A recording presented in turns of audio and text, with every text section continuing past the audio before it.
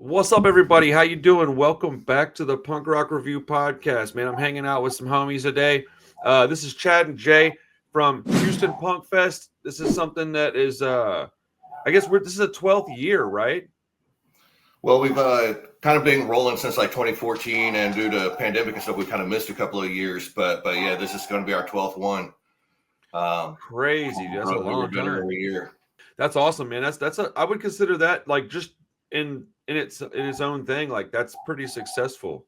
Like 12 of these is I mean, when I hit like 2 releases on my label, I was like, shit, dude, that's success, man. 2 is a lot. Like,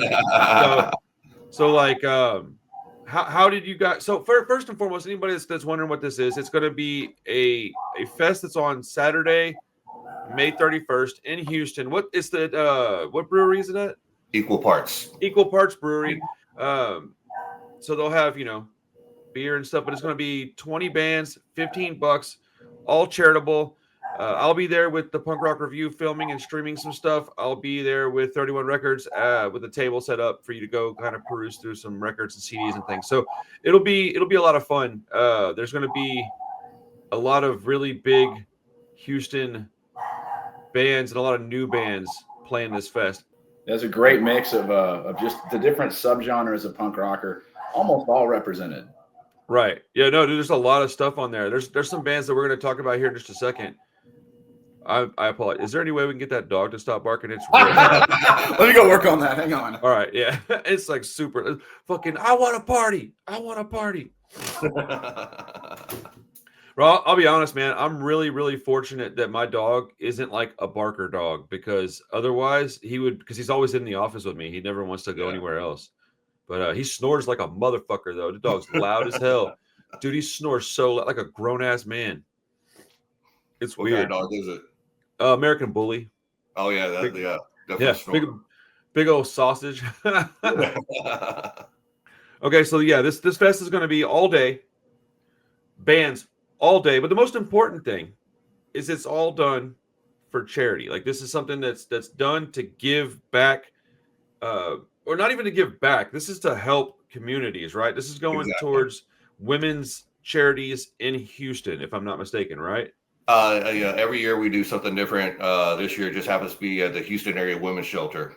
Got it. Okay. I didn't know if it was something different every year. That's actually even better because you're helping somebody else every time. That's awesome. Yeah, we've done some national charities. We kind of got to where we've been trying to focus more locally. And like you said, really trying to help the community out. It's been kind of one of our big keystones for this whole thing. That makes sense. I think that's great. I was very happy and quick to help out when Colin hit me up, just based on the fact that it's like all done for charity. And like, look, man, when you play in music and you're doing stuff like this, there's a certain amount of money that's needed to be made for you or to supply your band or to pay a practice space or whatever. I get that. But every once in a while to have something that you're doing has got nothing to do with you. You're putting in your time, your energy, your money for somebody else. I don't have a lot of opportunities to do that. I don't get asked to do it much. So it's cool to even be associated with it in a little way. It's pretty awesome. We're glad to have you on board, man. Well, you're telling me there's bands that make enough money to pay for their practice space? Well, sort of. I mean, they if you count like their prostitution, like outside of the practice space, they come up with $30-$40 a month to throw in on the pot. But practice space rental was like the one thing that almost crippled my band every time when I was younger, because none of us were like had our shit together. Like, none of us, dude. I was like, $38? I don't know if I can come up with that. But I'm over there buying like, case of beer, fucking bag of weed. Like, yeah. So how did you guys get this? So, okay. 12 of these. Right. How did this start? What was the like linchpin behind getting a fest started that was for charity? Because most of the time we do, there's fests all over the place, man, and they're not ever really charitable that I've ever noticed. But so what made you guys decide, hey, let's do something for a better cause? So this was really hanging out behind Walters downtown. At that time, I was in Punk Rock Project. We were playing with Bloody Von Erichs that night, and we had been kind of teamed up on a lot of shows and started getting to be kind of tight once we started talking about it. you know, be, hey man, it'd be really cool to do this thing and happily have food and have everything go to charity and, you know, bring all the different factions, you know, you get all the different genres all into one room and just, you know, making it a big show that everybody here could attend and really get into and get behind. But yeah, we just kind of started hashing it out behind Walters, and next thing you know, we walked aside and booked it and started growing it from there. First time we didn't even have vendors. We had a buddy of ours out back with a grill flipping burgers and hot dogs. That was that's awesome. So, and it was 6 bands, no vendors, just that. But it was Okay, so it was a great show. Dude, that's fucking rad, homie out there. Who was it that was cooking? So anybody I would know? Probably so. It's just been a while. I can't think of who it is right now. So way back, like in the early 2000s, when I was hanging out with all them GAMC cats and, you know, Ryan from Liberty and Justice and Willow. Do you know Willow? Oh, yeah. He used to do Hate Tank Productions. He used to do all our cooking, and like he's like a famous chef now, man. That guy's got like a restaurant and shit. But I remember being like, man, I'm glad this dude's cooking because, you know, I'm like, okay, I can cook. My dad was a chef. I can cook okay. I can't do that shit though. I can't go out there and cook for 30 big ass overweight guys with beards. Like, bro, that guy's out there all day on the grill. But so I was just pulling up the list of bands for this year, obviously, right? We've got 30 Foot Fall, Bar Rats, Bickley. Oh shit, I can't read, man. Blade Job. Is that what it is? Says Yep. Blade Job. Yeah, they're a newer band. It's an offshoot of a couple of the members from Bayou City Kids. Oh, cool, man. I'm probably going to know most everybody there. I just don't know I know them until I get there and start seeing everybody. Obviously, the Hates, Half as Bad. I don't know those guys. They're out of Austin. Oh, cool. They're kind of remind me of like an Epitaph Records sound. Yeah, I'm in. Like I'm interested in that. So. That's what I'm talking about. So Toxic Origin, I know. Pack Mentality, that's Jason Friedman's new band from Pride Excited Kills. about that. That's their first show. Yeah. Oh, it's their first show? Their show, yeah. I think Stephen Horvath is playing with them too, if I'm not mistaken. And if he is, I've known that guy since like junior high, dude. Like that's like an old homie of mine. I've known that dude for a long time. Mine. There's like a bunch of great. I'm not trying to be rude and forget anybody. It's just, you know, I don't want to list the entire lineup, but there's a lot of great bands. Valhalla Cinema, those are the homies. Fucking dude, this is gonna be a fun show, man. Yeah, If you're as diverse as we can, you know, try to represent everybody. Dude, it really is a diverse lineup, man. I mean, like pop punk, skate punk, street punk, hardcore. Like it is. Is there any ska bands on here? We couldn't get a ska band. We had one from Dallas that I was really excited about because it had a full horn section and everything, but they just couldn't make it. Yeah. No, I was just curious. Like, I mean, but as far as like punk rock, this has got just about any, you know, representing sounds all the way from Epitaph and maybe some early Nitro stuff all the way through, you know, I don't know, dude. I consider some of these bands more like Poison Idea, Negative Approach almost, especially Pack Mentality. If y'all ain't heard about these guys yet, I've already heard the recordings and they're so fucking solid. Dude, wait till y'all hear the lyrics in this dude's stuff, man. My goodness. I was like, "Oof." That's because he almost went with 31 Records, almost helped him put his stuff out. My money is in a little weird spot right now because I have too much going on. And somebody else expressed interest and could do more than I could. So I got to hear those too. And I was really excited about it. But I just said, no, man, do what's best for you. But like, I've known Jason for 20 something years. That guy's he's pissed off. So, okay, it's going to be from noon to 10 p.m. It's $15, 20 bands. First off, that in itself is a ridiculous price. What is the, are we doing, okay, we're doing what, raffles as well? Actually, doing some silent auction stuff. Silent auction stuff? Yeah, we're still putting together what all those items are going to be. We got a few locked down. You know, kind of like our big key item this year is probably like that. We actually got a 1 to 30 foot fall skate deck, so we're going to have the guy sign it. And nice. That's probably going to be our big item for this year. Hell yeah, dude. Well, I have a couple of things I can donate if y'all want to come up with a raffle or something. I don't know if anybody want to pay for them necessarily, but I'll donate them. You do whatever you want with them. Got a couple of things I could bring up to y'all.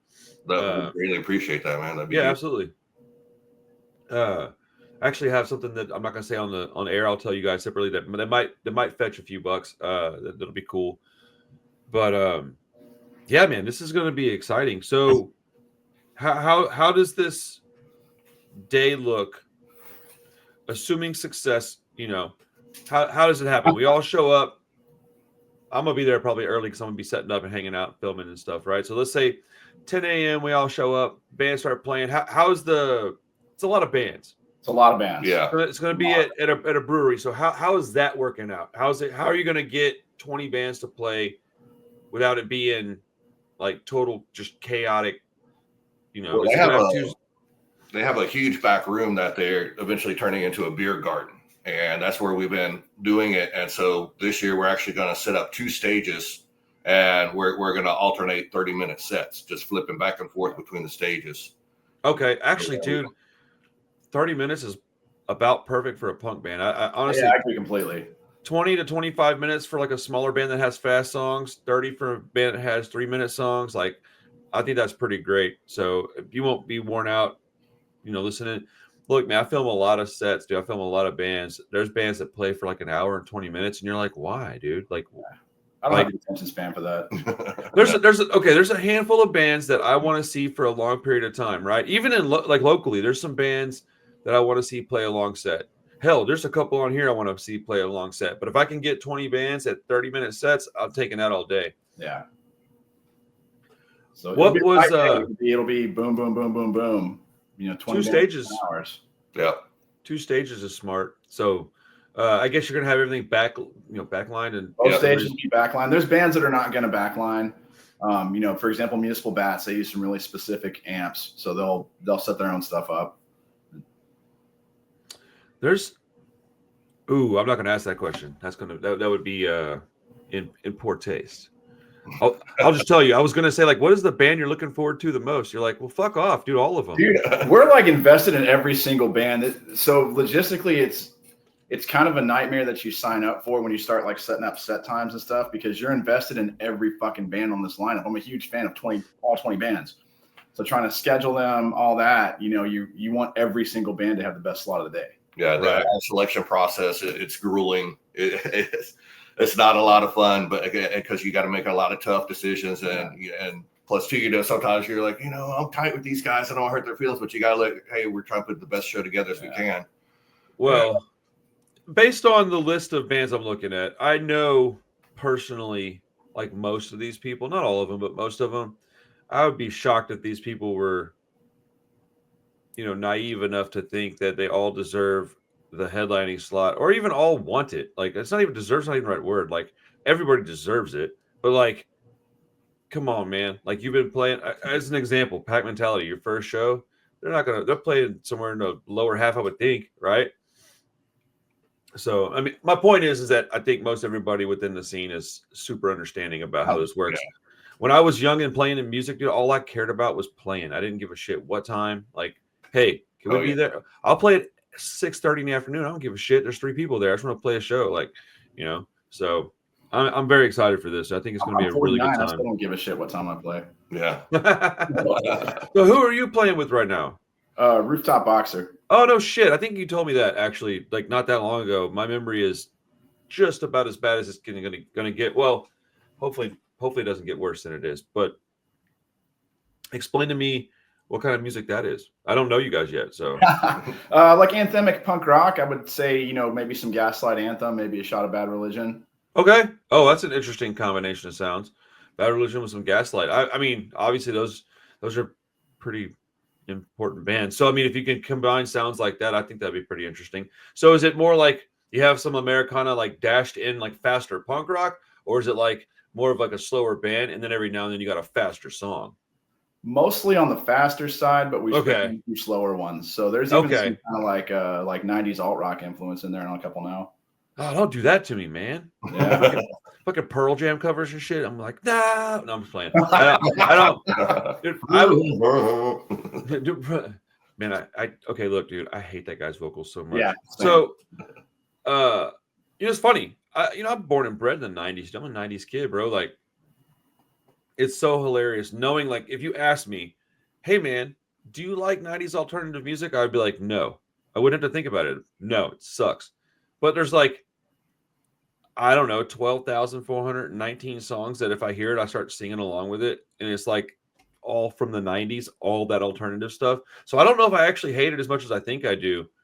I think it's more or less like just the idea of it that it bothers me. But yeah, dude, like how many of those songs do we know? We grew up on them. It's, my mom probably can't hate the Beatles or can't hate Creedence,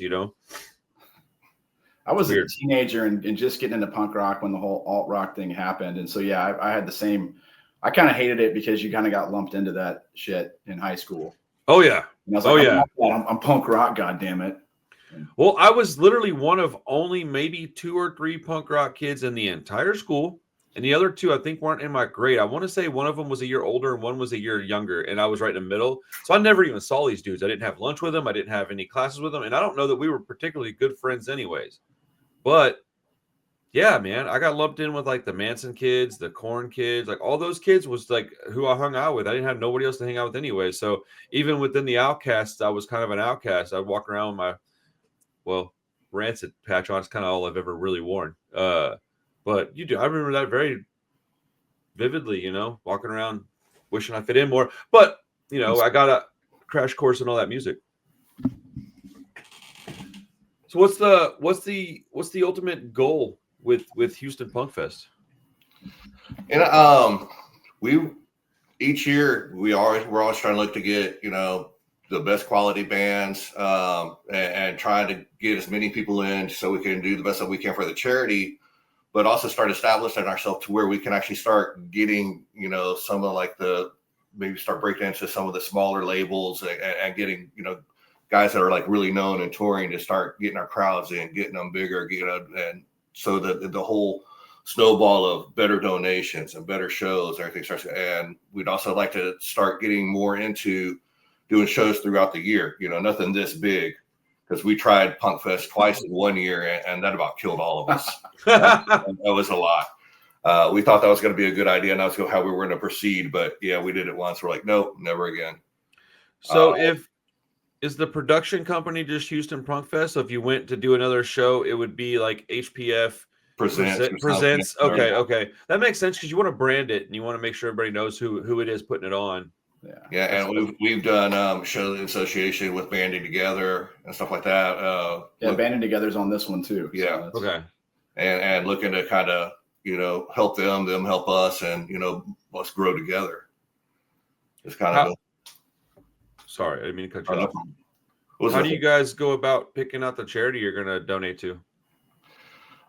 Sometimes it's like just we have people that come, hey, have you ever thought about doing the so and so this or that, or at times it's been kind of what's prevalent happening in society. Like we did American Foundation for Suicide Prevention when there was the whole rash of suicides going on. So we thought that was a good one. After one of the hurricanes, we did Houston Food Bank. So it could really come from anywhere. I'm not even for sure how we decided on this one this year for our Houston Area Women's Shelter, to be honest. That's actually a very appropriate answer. Yeah, I think, well, for me, I was really pushing for a domestic violence charity on this one because that, being in this culture, in this scene, we think that we're better than the outside world, I think, in some areas, but some of those problems affect us at an equal or even greater rate than they affect mainstream society. And unfortunately, spousal abuse, domestic violence is an issue in our community.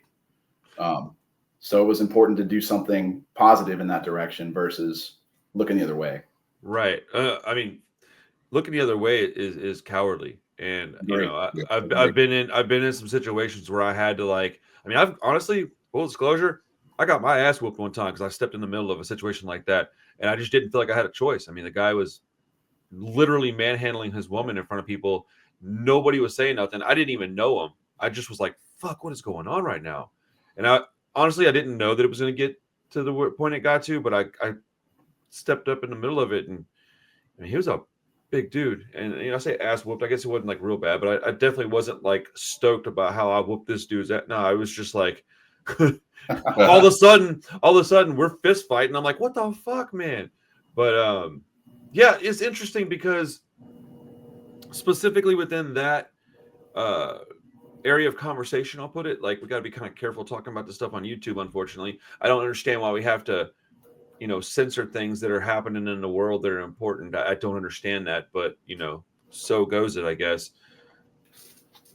punk rockers, we're outcasts, right? Typically, I think we come from that darkness, dude. Like that's how we got here to begin with. So I think it's very prevalent within punk, whether it's something that the people in our community are participating in, which obviously we hope not, but you kind of behave how you were raised almost. So yeah, it is something that needs to be talked about openly, discussed, and then rehabbed. It needs to be fixed, gotten out of here. And so yeah, I think as a culture, a lot of times we can mouthpiece a lot of values, but we can mouthpiece a lot of values that we maybe are not living up to at home. Yes, that's everybody. But yes, I mean, there's even bands that are known for being one kind of band, and you find out that they're behaving a different kind of way. That shit sucks, man. I've been seeing that lately, unfortunately. Well, I mean, I hate to use this word, but police your scene, man. Keep your people behave. Keep your people in check, dude. Like, if I'm gonna go out and act like an ass, I would hope people would embarrass me enough to where I would want to come back, apologize, and change my behavior. And then hopefully I'm welcomed back with open arms. I think we're pretty forgiving as a community, but certain things you can't really be super forgiving about. I mean, spousal abuse isn't something I'm ready to look away from. You can't right. I mean, gatekeeping ain't always a bad thing. Do what? Gatekeeping ain't always a bad thing. Oh, dude. I mean, so when did that become like a negative term? Like gatekeeping didn't used to have a negative like connotation when I was younger. Like it's something you love, you protecting it, right? And I guess it became like kind of corny or something. I don't know. It just all of a sudden one day it became like a put down to get called a gatekeeper. I don't know. It's weird. And dialect just kind of evolves. Language is a weird thing, dude. Language is weird, man. If you just look at the words we use, look at how we talked even 25 years ago, back in 2000. There are things you cannot say right now that were just common things that didn't really even mean much bad back then. So it's always evolving. So, okay. I'm editing a lot of this, by the way. So thank God. If I start mumbling and shit, just understand that I'll cut it out. I mean, there's been like 2 or 3 different dog-related incidents already, so those will probably not make the cut. Well, I mean, honestly, some of the dog stuff, it doesn't really matter. I'm glad it's being quiet now, but I was like, if it's barking the whole time. Well, I just covered the floor in milk bones, and like she's good. She's like, oh, this is awesome. What did I do? All I got to do is be really loud to get this. I just rewarded that behavior. Yeah. Right. Oh, this is great. I'll be barking later, Dad. Like, oh shit, here we go. So what is the I don't know. What's the goal for this weekend? Or excuse me, this weekend is not the 31st. So what's the goal? Right. Well, next week, are you guys going to PRB? I'm not. No. No.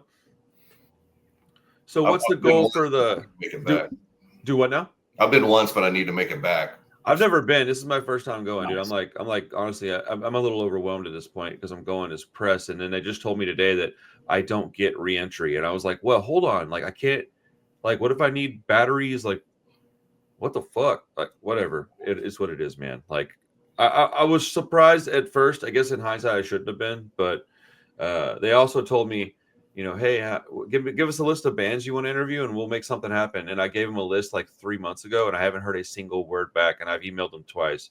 So like, whatever, I'm super excited to go because the people that I care about are going to be there. But like, as like an organization, it's a little bit like messy. It's weird, but it's fucking huge. And I feel like it's done from like the grassroots style, like Houston Punk Fest.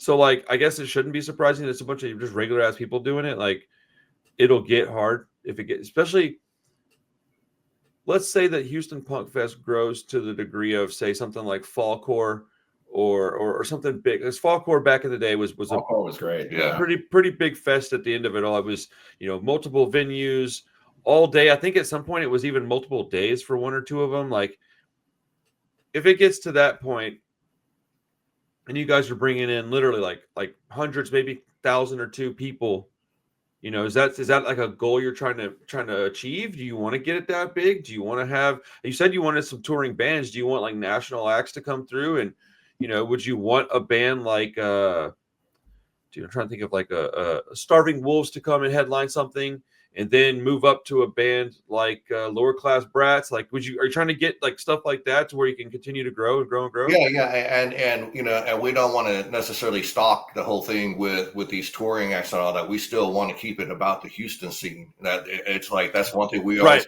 sure there's definitely more Houston bands on the bill than anybody else. I mean, it's our festival. It's right. Punk Fest for a reason. So I was thinking like it'd be cool to have one or two like national. I don't want to say bigger because to me they're all the same. I'll talk to you guys just as fast as I'll talk to somebody from Punk Rock Bowling. It's just I like talking about punk rock stuff to people. But pulling a national band just gives those Houston bands a bigger platform. So that's kind of the idea, right? Like you have a national act or two at the top, and then you have a bunch of local bands that Houston Punk Fest. Look, hey, our bands are great, man. We brought in these dudes had interest in playing. Like, come check us out. I do think that works. I mean, it should benefit it the whole way around. Get our band seen more, get more people through the door, so that we can do a bigger donation to whoever the charity is that year. And then also, like I said, it will allow us to grow like in a more controlled way than like so much time we've just whatever it takes to get done. Like, what do you got in your bank account? What do you got in your bank account? It's like how many credit cards do you have? Just financing the little projects involved in it. And okay, I can throw in this much for the stages, and you got to pay me back though. Dude, I want to shout out Bar Rats if I can real quick. So Randall, absolutely, you were involved in the CD project with Colin. Thank you very much for that. Yeah, no worries, man. Colin hit me up about that project, and I said, yeah, man, I don't really have the time to make it happen, but I'll finance it. So you guys put it together, and then Bar Rats actually just out of nowhere zelled me some money to contribute to that. So that was nice, dude. Yo, I also want to shout out Bar Rats. I had never heard them, and they brought over a shirt and a CD and some hot sauce and I think some stickers. And he chucked a couple bucks in our pocket too. It was crazy, man. But one of their dudes makes hot sauces. It's pretty cool. Yeah. Well, I'm gonna eat some literally probably the next hour. So I'll have a report on that soon. But that band's good. Yeah. Cool. I had never heard them before, and I played the CD yesterday, at work when I was just kind of at the shop. I think I listened to it 4 times, something like that. It's an EP, so it wasn't super, super long. But it's rare. It's cool, man. I don't have this opportunity often in 2025. We don't get excited about an album and go to the store and wait in line and buy it when the store opens. That just doesn't happen anymore. No. And when we used to do that, do what? He doesn't. Oh, well, dude, it doesn't even really exist like that anymore, man. Like, I just pre-order shit at this point, right? And it shows up, and I listen to it when I can listen to it. It's not even a disrespect thing. I just simply don't have the time I used to have. So yesterday I was at work, and I have a new CD that just dropped on my label from Bullshit Detector. It's like their discography. It's all their first 5 years. Yeah, I need one of those, by the way.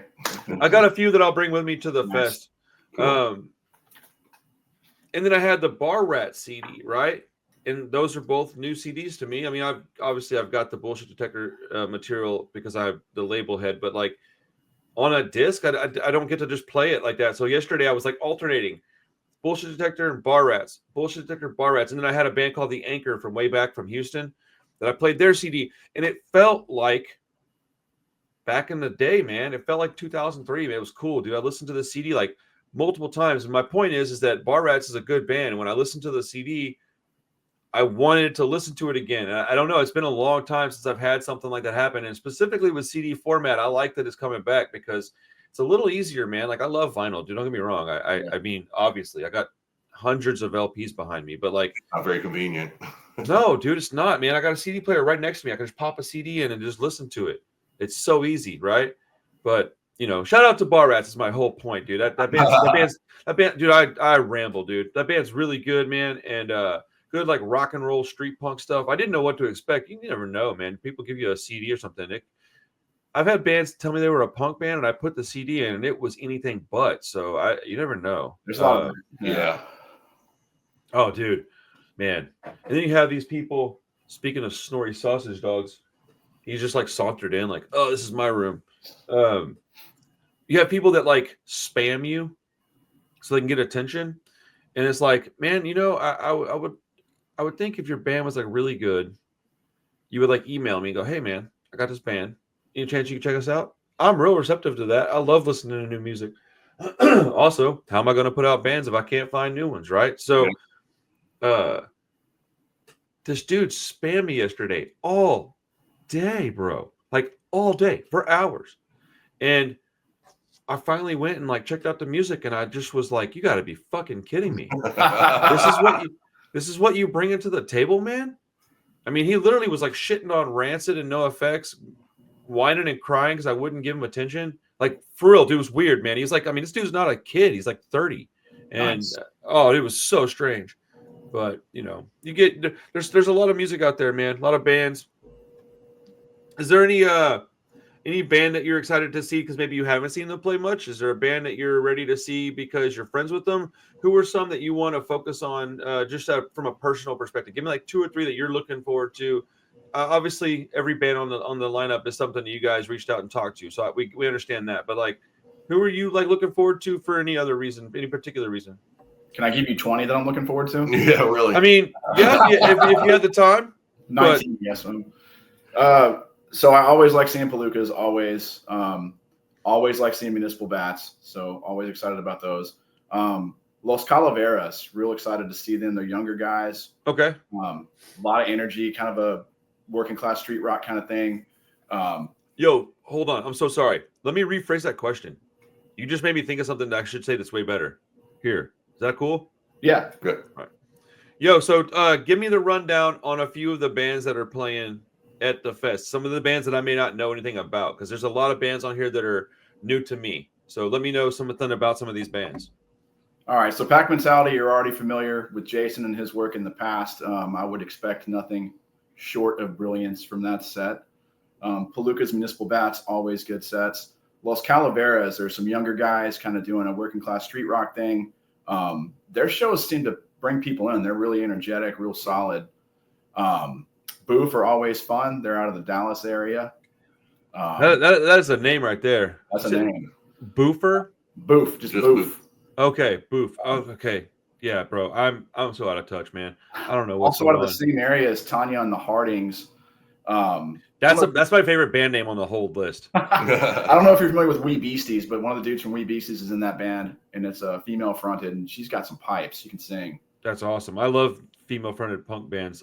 Pack Mentality, if anybody's interested, they're more like it really is like a Poison Idea negative approach type of like. That's fair. I know they're both very different sounds, but it's like if you combine those two sounds and then you get just real nihilistic lyrics, this Pack Mentality it's old school, heavy, fast, pissed off, like hardcore punk.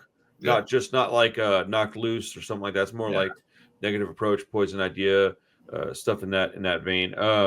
You said something about the Palookas. What kind of music do they play? So Palookas are a really great Houston street rock band. Scott, their frontman, has been in a bunch of other stuff. He was in No Resistance back in the day, so you kind of know what you're getting yourself into with him. Really great kind of Clash inspired, street rock stuff. Okay. So, yeah. So, okay. Let's see here. We got let's go. Valhalla Cinema. Those are the homies. How would you describe that band to somebody who's never heard them before? You can take that one.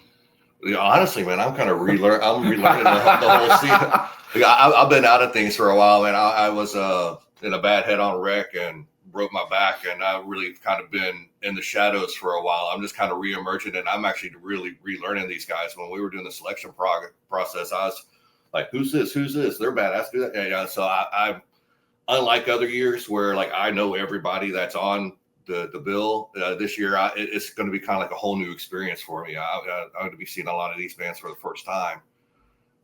So honestly, usually just okay, toss it right back to me. I appreciate that. Thanks for being on the spot. That was one of the bands when we were doing the selection process where I personally felt like their stuff was sort of like a mixtape, because you would get one song that would be faster and a little angrier, and then you get like something slower and more melodic. They were sort of all over the place. They're gonna have a really fun set.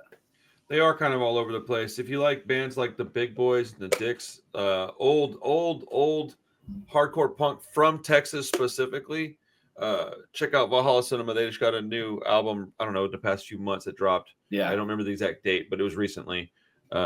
think it came out back into April, middle of April. Yeah, it's just been a little while, but it's a good record, and I think they're currently in the process of writing some new EPs too. So I say some, like multiple EPs, if I'm not mistaken, something like that. It's something idea Kevin was telling me about, but in passing. So, okay, TV dolls. What do these guys sound like? I'm the noob here, bro. I don't know what I'm talking about. I just designed a CD cover, man.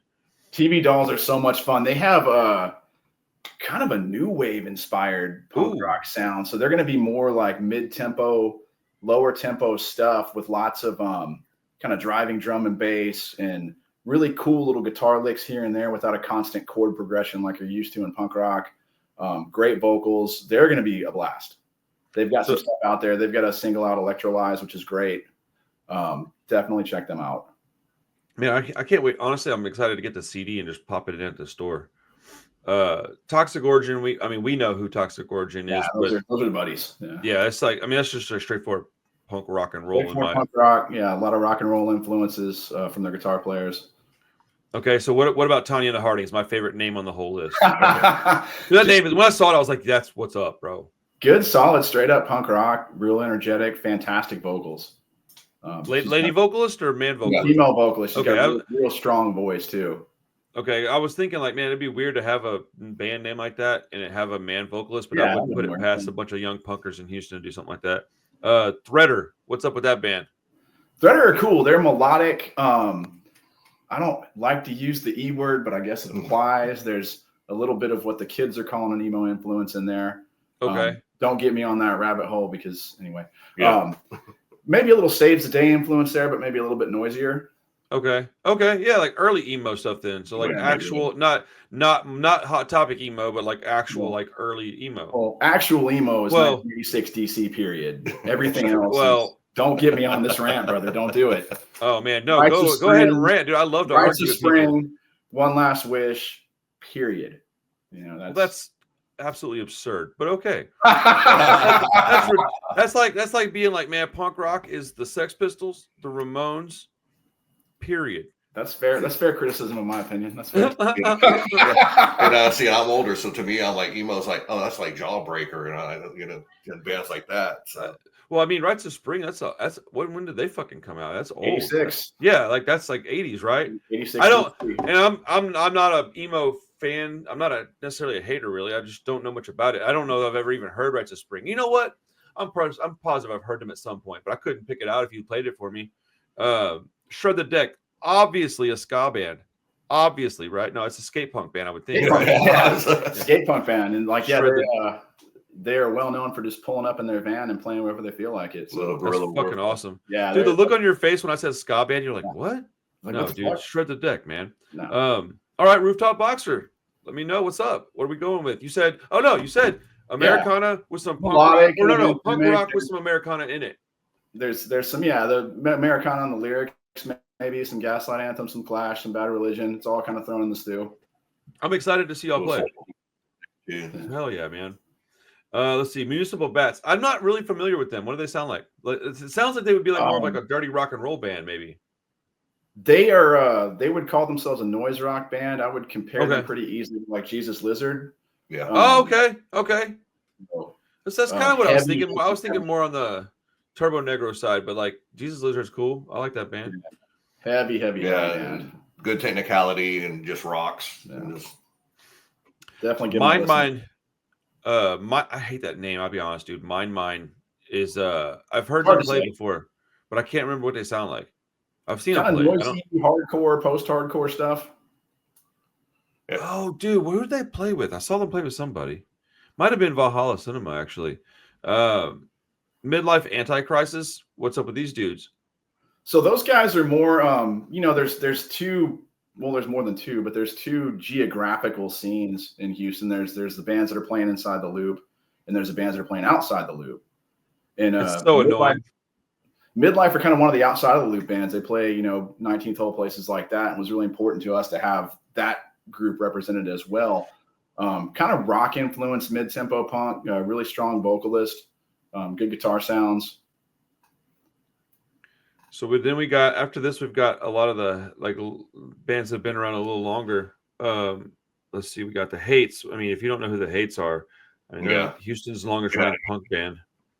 Half as bad. I don't know them, dude. I am so not in the fucking know. I don't know Well, half any is of these better. Half guys. is better in Austin. So. Oh, that's right. You said that earlier. Half as bad's out of Yeah. Austin, and just straightforward punk rock, or have we got any like Pennywise stuff in there? Or yeah, I'd say Epitaph influenced. Definitely, okay. they kind of brought to mind to me like '90s Epitaph sound. And then we got, dude, Bickley. If nobody knows, Bickley 30-foot fall. Those are both like pioneering Houston. I use the term pop punk loosely. Like what I think of as pop punk, not everybody else calls it pop punk, right? So I'll say skate punk. They're more like skate punk. If you were to hear them, you would probably call them a skate punk band. Both Bickley and 30-foot fall. I consider both of those bands pop punk bands, but somewhere in that Fat I'd say Records. before pop punk, but Yeah, because to me, said pop what? punk was always Screeching Weasel, the Queers, that sort of thing, and I think that those bands both fit in that box pretty cleanly. Yeah, so but 90s Fat Records, late 90s, early 2000s Fat Records, Nitro. That's where both 30-foot fall and Bickley fall in, and then Bar Rats. I think Bar Rats is straight up a like 77 style punk band. At least that's what they sounded to me when I listened to the CD. Maybe not 77, but like Swingin' Utters, kind of like which is I don't know, man. Like I love Swingin' Utters. yeah, I Swingin' mean, Utters yeah. are top 5. Oh, top 5. I don't know if they're top 5, but they're way up there, man. I love that band. I'm actually probably like one of the bands I'm the most excited to see at Punk Rock Bowling is Swingin' Utters because they're playing a club show, and I'm very, very excited. Oh And my I haven't God, seen them playing. They're playing a lineup with Swingin' Utter. Here, this is gonna fucking blow your mind, dude. Hold on.